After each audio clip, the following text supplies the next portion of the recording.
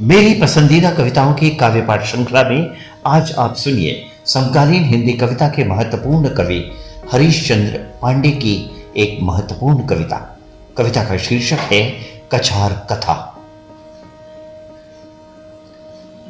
कछारों ने कहा, हमें भी बस्तियां बना लो, जैसे खेतों को बनाया, जैसे जंगलों को बनाया। लोग थे जो कब से आंखों में दो एक कमरे के लिए घूम रहे थे।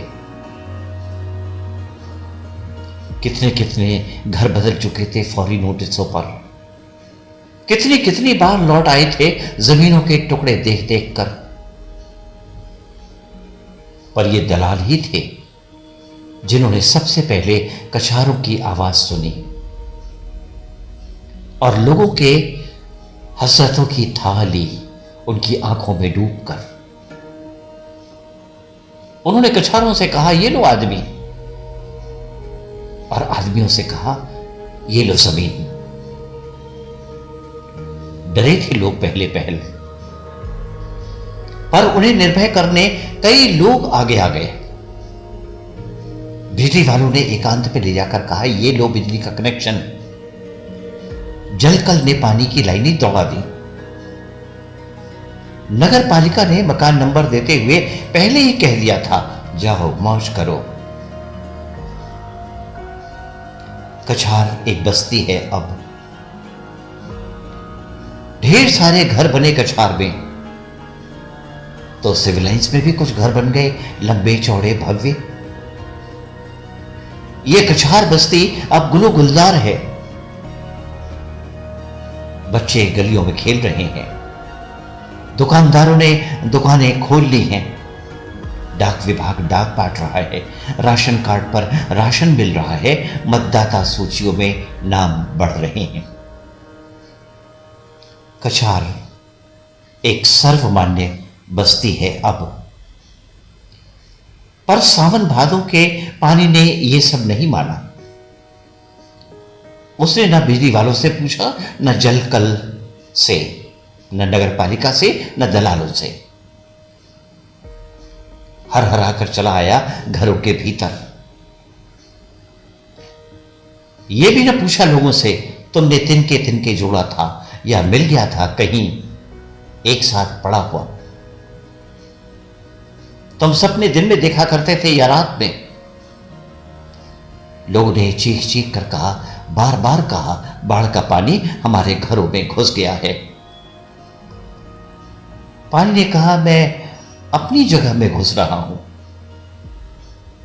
अखबारों ने कहा, जल ने हथिया लिया है थल। अनींद ने नींद हथिया ली है। लोग टीलों की ओर भाग रहे हैं।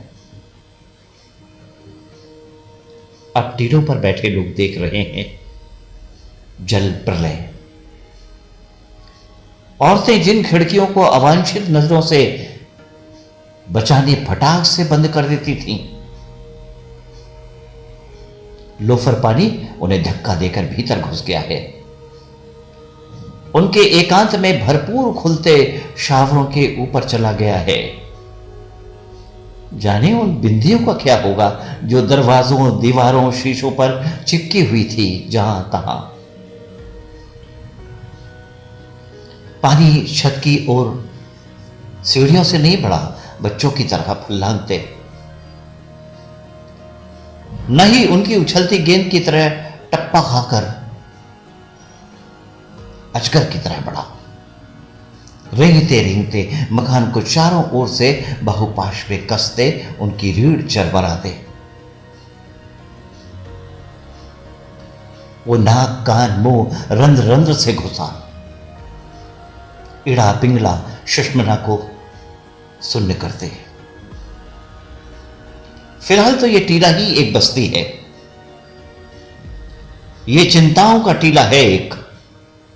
खाली हो चुकी पासबुकों का विशाल जमावड़ा है। ऋणदाता के लिए छटपटाती आत्माओं का जमघट है।